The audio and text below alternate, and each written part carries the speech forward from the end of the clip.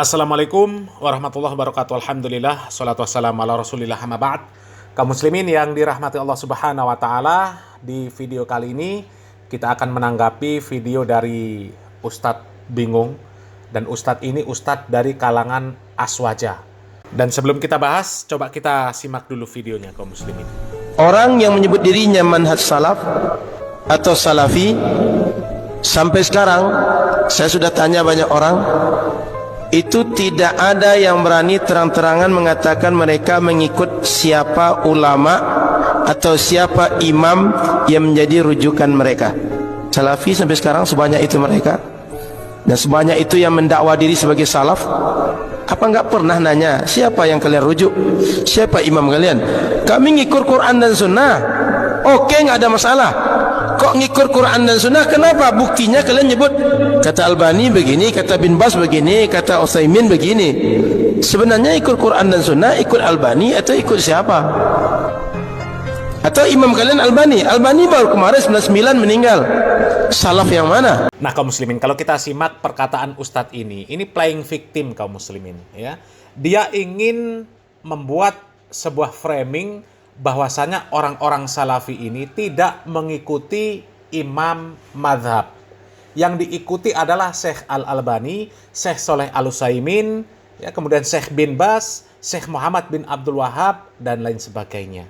Dan dia ingin dianggap bahwasanya kelompok mereka lah yang mengikuti para imam, terutama Imam Syafi'i. Karena orang-orang seperti ini kaum muslimin, mereka mengklaim bermadhab Syafi'i. Padahal ketika ditelisi akidah mereka, ibadah mereka, banyak yang menyelisihi akidah dan ibadah dari Al-Imam Asy-Syafi'i. Dari sisi ibadah saja kaum muslimin, apakah pernah Imam Syafi'i melakukan acara tahlilan kematian? Ya, kemudian yasinan, kemudian perayaan Maulid Nabi, perayaan Isra Mi'raj, perayaan Nuzulul Quran. Kemudian apakah pernah Al-Imam Syafi'i mengajarkan solawatan ketimpringan, konser solawat? Pernah. Tapi itu dilakukan oleh orang-orang yang mengaku mereka bermadhab Syafi'i. Coba, madhab Syafi'i mana yang mereka ikuti? Mereka ini cuma omong doang kaum muslimin, ya, mengaku bermadhab Syafi'i. Padahal ibadah mereka, akidah mereka banyak sekali yang tidak diajarkan oleh Imam Syafi'i rahimahullah. Bahkan di banyak perkara mereka menyelisihi Imam Syafi'i. Sementara orang-orang salafi, orang-orang yang bermanhaj salaf, yang mereka katanya pengikut Syekh Al-Albani, Syekh Utsaimin, Syekh Bin Bas, ya, Syekh Muhammad bin Abdul Wahab. Coba silakan lihat, adakah tata cara ibadah mereka yang tidak sesuai dengan tuntunan dari Nabi Muhammad SAW dan para sahabat radhiyallahu anhum ajma'in? Coba. Justru merekalah yang paling terdepan mengajak kaum muslimin supaya beragama sesuai dengan tuntunan Al-Quran dan Sunnah. Tidak menyelisihi cara beragama Nabi Muhammad SAW dan para sahabat radhiyallahu anhum ajma'in. Meskipun mereka mengutip pendapat Syekh Al-Albani, Syekh Bin Bas, Syekh Al-Utsaimin, Syekh Muhammad bin Abdul Wahab, tapi yang dikutip tersebut adalah perkataan ulama-ulama salaf. Ya. Syekh Al-Albani, Syekh Utsaimin, Syekh Bin Bas, semuanya hanya mengutip perkataan ulama-ulama terdahulu. Mereka itu hanyalah wasilah, ya, untuk menyampaikan ilmu dari para ulama-ulama terdahulu. Sedangkan kalian yang mengatakan pengikut Syafi'i, coba sejak kapan Imam Syafi'i mengadakan acara tahlilan, perayaan Maulid Nabi, perayaan Isra Mi'raj, solawatan ketimpringan? Coba. Ada ajaran Imam Syafi'i yang seperti itu? Ya. Dan Ustadz ini bohong kaum muslimin. Katanya sudah bertanya kepada orang-orang yang bermanhaj salaf, siapa imam yang mereka ikuti? Ya, tidak ada yang bisa menjawab. Itu bohong kaum muslimin. Bohong. Sebenarnya dia tahu orang-orang salafi itu mengikuti pendapat para imam madhab. Diambil mana pendapat-pendapat imam madhab yang terkuat. Ada kalanya Imam Syafi'i pendapatnya lebih kuat dibandingkan dengan imam yang lain. di dalam sebuah permasalahan, maka mereka mengikuti pendapat Imam Syafi'i. Kemudian ternyata di permasalahan yang lain, ternyata Imam Ahmad yang lebih kuat daripada imam mazhab yang lain. Maka mereka mengikuti Imam Ahmad. Begitu juga seterusnya. Karena para imam mazhab itu ilmunya sumbernya sama, Al-Quran dan Sunnah. Dan mereka pun tidak pernah mengatakan kalau sudah mengikuti aku tidak boleh mengikuti imam yang lain. Kan nggak pernah. Sejak kapan harus Syafi'i? Sejak kapan harus Ahmad? Sejak kapan harus Hanafi? Coba, kan nggak ada. Kalau sekedar kecondongan, ya condong terhadap Imam Syafi'i. Karena Imam Syafi'i dinilai bahwa pendapat-pendapat yang ada di dalam kitab-kitabnya lebih sahih dibandingkan pendapat-pendapat imam mazhab yang lain. Maka nggak ada masalah di sana. Kecondongan. Akan tetapi Imam Syafi'i tidak 100% benar. Ada kalanya pendapat imam yang lain selain Imam Syafi'i lebih kuat pendapatnya dibandingkan dengan pendapat Imam Syafi'i. Dan kemudian lebih memilih pendapat imam yang lain daripada pendapat Imam Syafi'i bukan berarti merendahkan Imam Syafi'i. Tapi konyolnya aswaja kan seperti itu kaum muslimin. Ketika ada yang menyebutkan, oh pendapat Imam Syafi'i yang ini lemah, lebih kuat pendapat Imam Malik. Maka kemudian biasanya mereka mengatakan, ente siapa melemahkan pendapat Imam Syafi'i? Padahal yang melemahkan pendapat Imam Syafi'i adalah ulama yang lain juga. Sama seperti ketika mereka tidak mengambil pendapatnya Imam Malik. Ya, sebagai contoh, Imam Syafi'i di dalam sholat, Bismillah dibaca jahar. Sementara Imam Malik mengatakan tidak membaca Bismillah sama sekali. Ya, mereka tidak mengambil pendapat Imam Malik karena menganggap bahwasanya pendapat Imam Malik dalam bab ini lemah. Kemudian mereka tidak mengambil pendapat Imam Malik. Apakah kemudian mereka terima ketika dikatakan, ente siapa? Kok menyalahkan Imam Malik? Imam Malik itu imam mazhab. Pendapat beliau basmalah tidak dibaca sama sekali. Ente kok mau nyalahin Imam Malik? Ente siapa? Apakah seperti itu?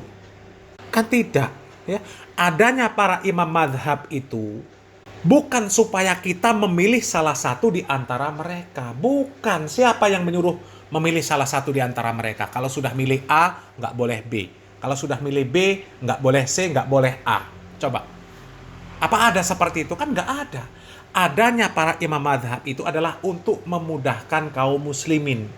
Mereka ini semuanya sama. Hujah yang mereka sampaikan itu berdasarkan dengan Al-Quran dan Sunnah. Makanya kaum muslimin tinggal mengikuti mana pendapat yang lebih kuat. Ada kalanya pendapat Imam Syafi'i lebih kuat. Ada kalanya pendapat Imam Malik lebih kuat. Ada kalanya Imam Ahmad yang lebih kuat. Ada kalanya Imam Abu Hanifah yang lebih kuat. Wong kalian saja yang mengaku bermadhab Syafi'i. Kalian saja nggak bisa konsisten dengan Imam Syafi'i. Kok sok-sokan paling merasa pengikut Imam Madhab. Sementara Salafi itu hanya pengikut Syekh Al-Albani, Syekh bin Bas, Syekh Soleh Al-Utsaimin, Syekh Muhammad bin Abdul Wahab, ya, bukan pengikut para imam madhab. Padahal Syekh Al-Albani, Syekh bin Bas, Syekh Soleh Al-Utsaimin, Syekh Muhammad bin Abdul Wahab, mereka merujuk kepada imam 4 madhab. Dan itu bukan anti madhab. Kalau anti madhab itu tidak ada yang dipakai dari imam madhab yang ada itu. Tapi kalau mengambil semua pendapat imam madhab, dipilih mana pendapat yang roji, maka itu namanya bukan anti madhab. Ya. Tapi memang aswaja itu kalau nggak memfitnah seperti itu, ya nggak laku ceramahnya. Ya kan? Ya coba mau mengatakan pengikut madhab Syafi'i. Ya coba lihat yang paling gampang perempuannya. Paling banyak tidak berhijab, tidak menutup aurat. Ya aswaja. Mengaku apa? Bermadhab Syafi'i. Sejak kapan madhab Syafi'i mengajarkan perempuan tidak menutup aurat? Coba.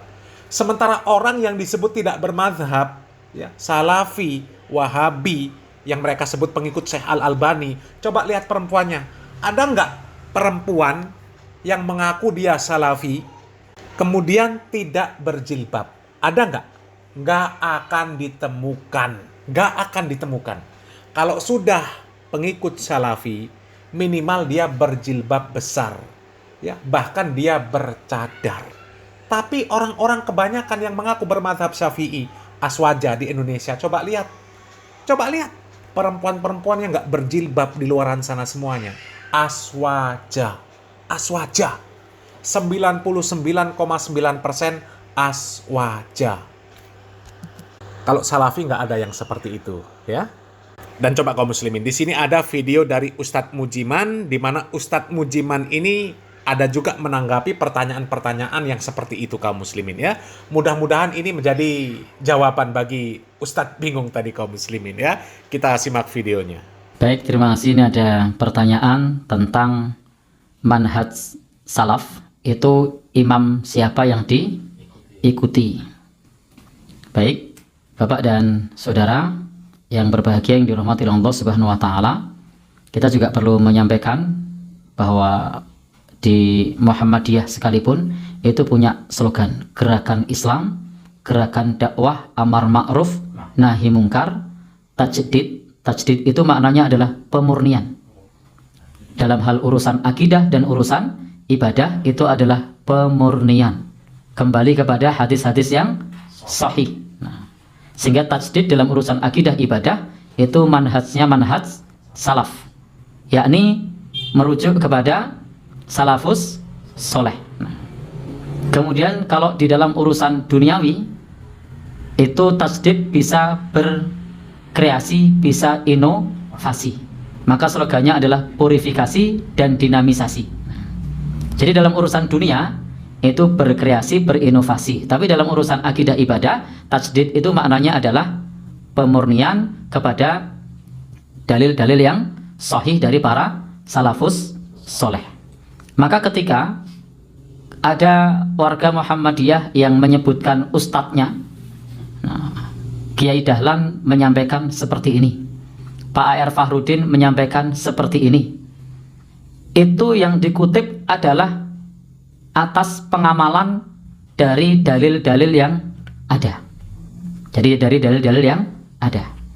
Atau ada orang yang ketika dia menyampaikan bahwa Imam Nawawi mengucapkan begini, maka yang diucapkan oleh Imam Nawawi itu adalah berdasarkan kepada dalil-dalil yang ada yang dipahami oleh Imam Nawawi. Atau ada orang mengatakan Syekh Utsaimin berkata begini, maka apa yang diucapkan oleh Syekh Utsaimin itu adalah yang dikutip itu berdasarkan dalil-dalil yang dipahami oleh Syekh Utsaimin. Tetapi prinsipnya manhaj salaf itu adalah kembali kepada Al-Quran dan As-Sunnah.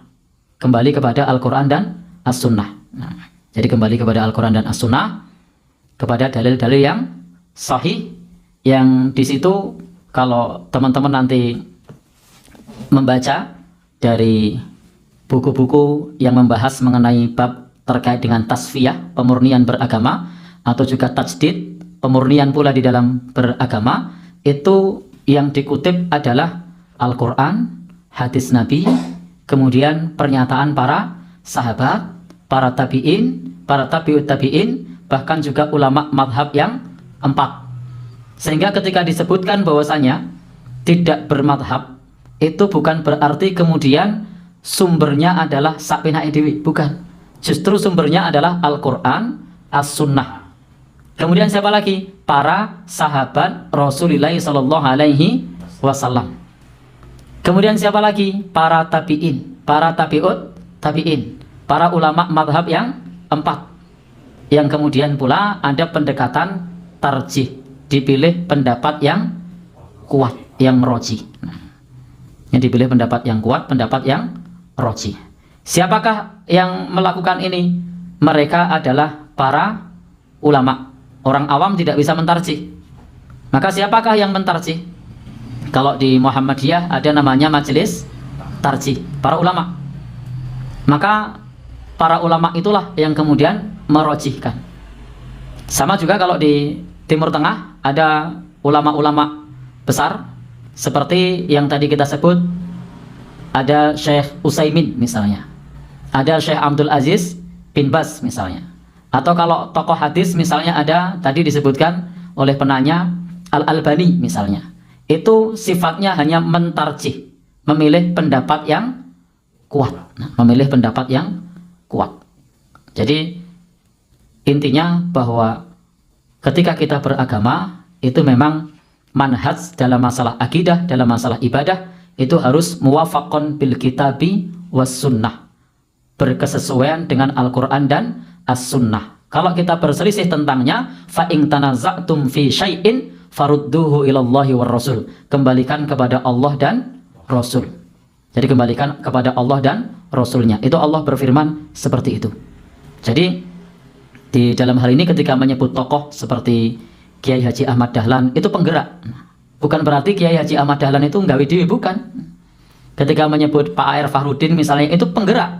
Bukan berarti beliau kan.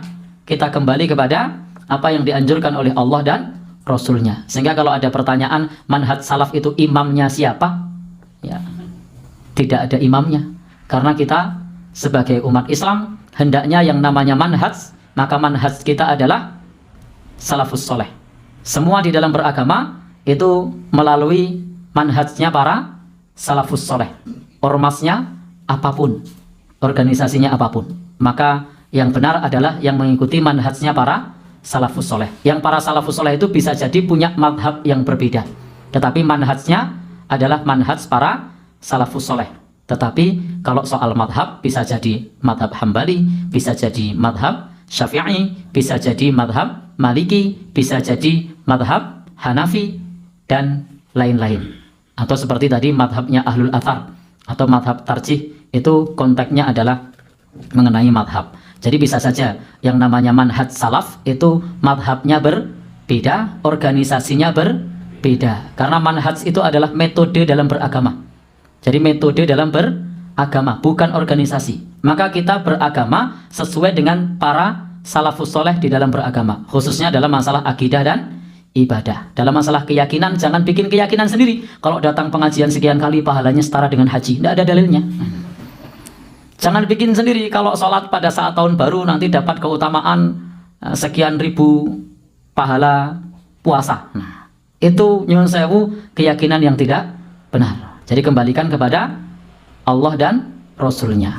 Yakni Allah sudah berfirman, fa in tanaza'tum fi syai'in farudduhu ilallahi war rasul. Jadi manhaj itu adalah lebih kepada metode jalan yang kita tempuh di dalam beragama. Lalu kepada siapa lagi cara kita beragama jika kita tidak merujuk kepada para salafus soleh? Rasulullah, para sahabat, para tabi'in, para tabi'ut tabi'in, para ulama madhab yang 4. Nah, tetapi kemudian soal organisasi itu bisa berbeda. Soal tokoh yang menjadi pengajar kita itu bisa berbeda.